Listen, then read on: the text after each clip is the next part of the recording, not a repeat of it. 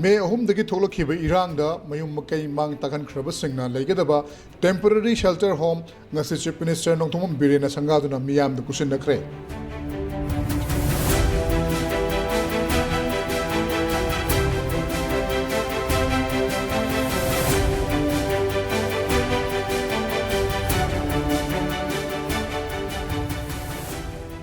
Imphal East District ki manung chanba Sajiwa Central Jail gi maning thangba Michael Sariba shelter home asi lengak na Manipur ki tongan mafam nipan na sagadaba shelter home singi manungda ahanba phase ki oina ngasi sangaduna miyam da khusin nakhibani mafam asida punna ka chamri yauri imung amana ka ani phangbaga lonena toilet bathroom shu attached tawduna yauri hairiba ka hoji miyam ubiriba ka asine ka si ka ani ne du imung amada mi manga leba taruk leba tre leba nipan leba matamda sugu ka si pi matamda changadoribra haibagi wahang sulai ka ani sigi hebatare separate toilet hebatare sisu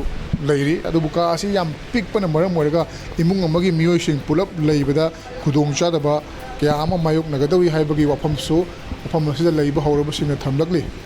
अखोइन हुजिक लेरिबा से कोई chief minister रंगसी संगा बेमलाबा कोई temporary shelter home साबतारे relief camp सिंग लेरिबा मियोसिना मतम खरगी वेना मखोगी युम सिंग सारिंगी मनुंगदा लेइनबा संगारंबा शेल्टर होम नि सिदा लेरिबा इंफॉर्मेशन बोर्ड असिदा निथिजना पल्ले लेरिबा मफम सिंग असिगी रेस्पोंसिबल ओइबा सरकार के कर्मचारी सिंग थौमी सिंग ऑफिसर सिंग हापतुना थमली मरु ओइना अखोगी सिदा पल्लिबा एसडीओ सोंगबुंग मखोई अदुगा तोंगान तोंगान हेल्थ मेडिकल केयर की ओइना एजुकेशन की ओइना कोई एलजॉय कुमार सिंह अदुगा water supply electricity waste management fire service anganwadi counselling हाइबदी कोई नोंगमदा हिंगमदा चंगद्रबा याद्रबा एजुकेशन यावना हेल्थ केयर यावना तोंगान तोंगानबा कोई इमुंग अमना फंगदबा सिंह अदुगी कांटेक्ट तौनबा लेगांगना मफम असिदा निंगथिजना थेलगा थमनी अदुगा ngasi sangaram kiba asigumba shelter home asida leigadoroba leiba horaba kogi imung manung singasu wari sabagi tata lojage akoi ji sidai sida layu haiba je akoi ji phamung ama kari ama yaudana akoi ji isa isu mayam ama ji ana yek noina bak leidiba ngatani adubu nadana khundrakpam kaino ji da nadana leinari mani hojiksu khundrakpam da makhada tharaga hipi ba sumaina tharaga hipi akoi bu hongjan biu haidana koi hongjan leitabam leibam leitabagi haibagi akoi hongjan jaduri ni hojikje akoi punging leitati pakang dola ma ju pi da ba 장군 신뢰 거 말하시다고 이거 가지 가당 짜고 준나때 이신 가당 탕님밤만 내려가지고 거기 까다다 탐도이너 탐밤 라이때 그지 많은 홍전 비우 하더나 거기 홍전도이니 라이만 라이다버기 이사이 수지 초록때 히빠디 야다버니나 아코이 아드 좀 마카다 좀 다르게 히삐 시대조 좀 마카다 다르게 히삐 이슈 이샤 노이는 나래 아드디 까라만 마탐다 아코이 진 농아이바지 폴카디노 아코이 길 람담도다 마시나시다 사비람가 도기 사루코디 아코이 람담도다 짱바 야나바 모이나 친비람 바따라가디 이마호이기 타모이제 카라 인가다바니 아두보 모이나 친간이야 디하이 타가 야노 자히 깨야노 코이나 친라카도 모이나 친비라카도 이제 오봉 수마이나 거기 mayam yum kai mang takraba singi haibatare adu 거기 relief camp ta mayam pulap leibadu madugi mahuta hojik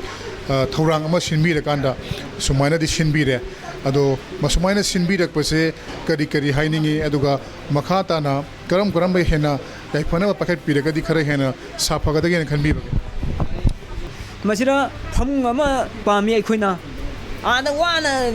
hakchang si kan tawdana leirabani adu sidasu dum tordi jeng si ningthamda do adum yoksalani adu sigumba gi pen da ba yamna lei awaba yamna woi adu aikoina pambadi matam khara lelo habna si lelega athuba matamda aikogi iramdamsida hanjinba yanaba moina police sibai matik jana security thambirega thambiba aduni aikoina pamjabje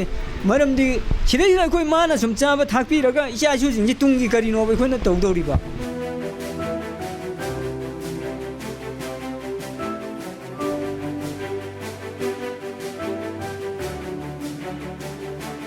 संगाबगी थोरंग मई लेना chief minister Nongthom बिरेना मयुम मकई मई चाख्रबा इमुंग सिंगदा one family one job scheme की मखादा खुदोंग चाबा पीगनी हाइनसु लाउथोकी लोनेना एलपीजी कनेक्शन अमदी फिशा लोछादा चंगबा मचाक सिंग यावना ओल्ड एज पेंशन कार्ड सिंगसु नसगी थोरंग मदुदा येंथोकी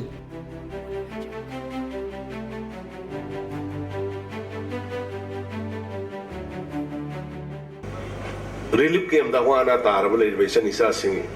ima sing inau sing ipa sing de koi moi ki relief oina na ba koi especially one family one livelihood ki palak tara ki scheme se moi de koi priority oina the list kongkot pa loire moi sidai hek lairi ba kangbu mayam sid lairi khala ka sigi jaga sida workshop ama or somewhere moi sidagi puraga moi na tawningi ba moi na makum sa haiba tawba taningi ba porto tagel gi da kangde any ekoi gi lewe government gi infrastructure lewe sing da thabuk suhalaga moi da funding to biraga moi gi self sustain to na ba moi gi madu gi port ekoi athuba matam da ekoi government gi ba tim khaidokre masigi da mukti yengna na ba akhan na ba officer tim ma thamma ka ne khoi kan hona jari ngasi sangari mafam asi yauna Manipur ke tongan mafam Nepanda temporary shelter home sabagi thabak chathari mafam sing adudi Kwakta Sawongbung Yaithabi Lokol Kangbupi mafam ani amasung Chuchangpur ki mafam ani ni haina chief minister na phongdokhi tampaki mafam sing sareba sing athu matam loshununa tham khai amagi manungda tongan relief camp sing da leiriba miyoi sing shelter home sing da hongjil halagani haina su thajaba pikhe awat pasing se karam khanda ka चलिए ngasi manga tara nation loina yam loshalani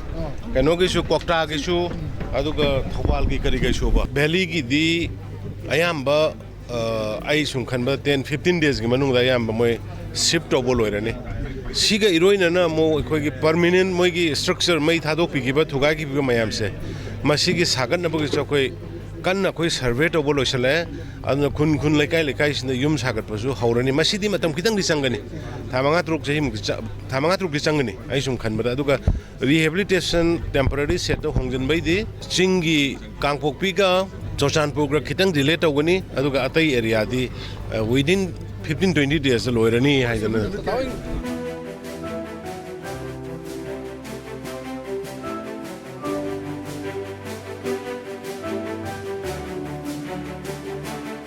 hoi hoi na yum je tum na ba sa khrab ni na hoi di hijiti sendok lambi je kaim lai ta bani na na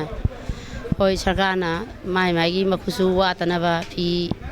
chana na ba kon pi bi rak ba si yam harawe akhoi da sempot lai ta na season abam khang da na hoi sen thubam thokam lai tre lambi lai tre hoi gi lambi afam jaga ji da lanje la abani na adu sen thokam lai ta bani na sarkar na lising yang khai akhoi da ai gi karba ta na ba bibirak baja sidi yam harauna thaga sariba sarkar gi mai ge gi adugo ai gi iram dam da ai khundu da akoi hanjan ninge security matik chana force bibiba akoi gi iram dam da sarkar na yum sabiraga akoi gi mateng hawdok na bagi bibiba akoi gi mai ge gi pame nungudi nungaye sai sembirak baje do amaron dai di room je sum pik chuping male ko room je da mi ani thama pai zo dum khara pikla kani ba khoda de to study room gum so yaw ba sugum ba zo khara haining sembi na ba ha gi si henung gi phi pidarai dana si ju sabam se kai sa doi no ju khang de da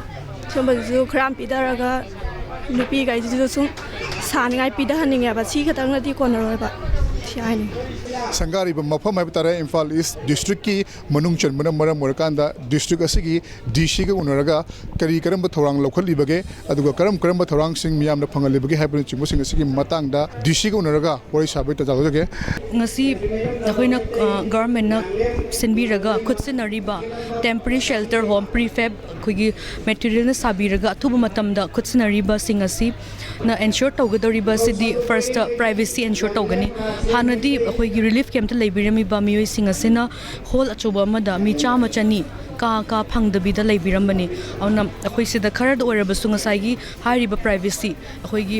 mi amana leibada privacy adi family amana leibada privacy amna maru oi asisima ensure tawragani ka sina khoina yamna hena chawbo oidriga so at least family ama da decent living ama ensure tawgani haibagi thazaba lei family sing asida family ki size ki matung ina family ama da ka ani phangani ka ani sigi common toilet dugo bathroom haidi yaure sida ising running water haidi tap water su yauzei aduga hariba family sing asigi common kitchen samna haizarabada Sajiwa jail complex ngasi khoina khutsinariba si punna room chamri ni aduga family kun chani gumba leibe yagbagi facility ni asida government asigi nasabiriba si kitchen shed mari pb so the piriba kitchen set asisu washing area kon chamna ba dagi thongna bagi space dagi tap water hapa khut hamna ba khut paloina mag hana leiramba pim dagi yamna hena phagat laba keno oire facility me ama leire aduga hana pibiriba facility sing khogi hana piramba ration na chingba khogi vegetable ke ka leina ba dagi khogi shop khogi toiletries need adu sing su adu makhoina adum government adum supply tawkini moina makhogi permanent home adu the shift of repauba madam si imung amada mi manga leba nipan leba tarai leba yauri aduna imung amada room apikpa ani piba sina khudong chana busum yam thengna bagi wafam haija moina phongdori haitare masi asumana sum manage tawraga lehan gadori bra atopa akogi thoranga dilebi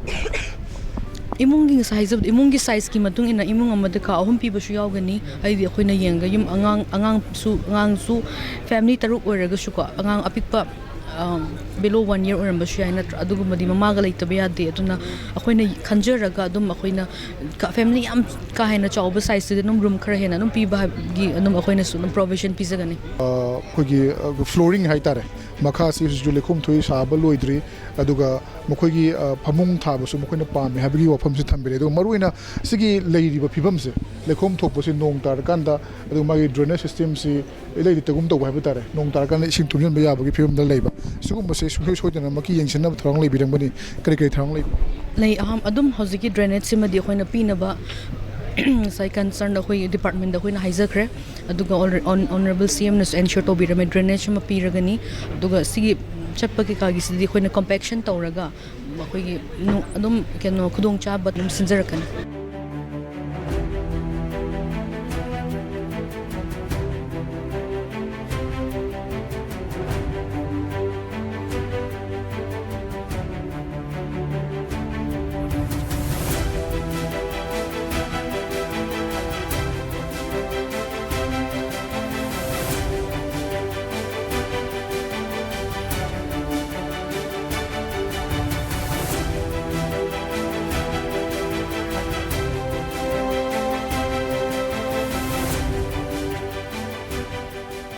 temporary shelter home asidi matam kharagi matungda sidokini mafam asi ihang hangogani mafam asi permanent horoi adumakpu hojik thogliba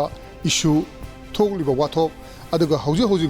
mafam asida matam kharagi oina makhoigi yum sadri fawbo lakadoriba miyam singan legadoriba sigumba thogdok asigumba wari asidi charol surolna matam suppada sonaraga linaraga lehaurani mafam asi lagliba miyam kudimak lakningna leningna lakpa matanate tangai fadana makhoigi mayum sing khulai paiba singna mai tharok pikhiba makhoigi lan thum sing mangan khiba amadi lut tawkhiba kiyadana maram oraga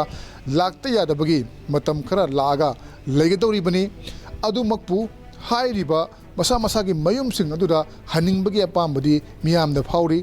mahaki yumda mahaki ingkholgi yumgi mafam khudingmakta top tongan ba puwari kya loina riba ningsing badana thalaga dawba sigumba makhogi punsi sina mafam asida laglakanda tangdu leitana wakhal nungaina leiba haibasi kana amatana leiroi hainasu famasi miyamna phongdorai masi magna makhogi khulda makhogi lejerami ba yum aduda security forcing matik chana pibi da kanda makhoibu masagi yum ingkhol duda lehanbina basinbi haibasi miyamgi chap chaba apambadu lengakta phongdorakli hojik leiriba issue asi mafam masida shelter home da relief camp digi miyam sing puthorokle haina taraina lobu yadri makhoina changma ngamdriba makhoigi yum sing thuaikhri mafam sing adu mafam chaba mafam ama haibadi uhenba haibetare miyam da safe uhenba security sing fajan lehanba matamda makhoigi yum du sabira kanda amukhana mafam aduda khunda hanaba lengakna thu matamda miyeng changbagi tangai fadaba leire Camera person L. Kabichan Dagalona Problem Jariba Khatir Mayum Premchan Impact News Sajiwa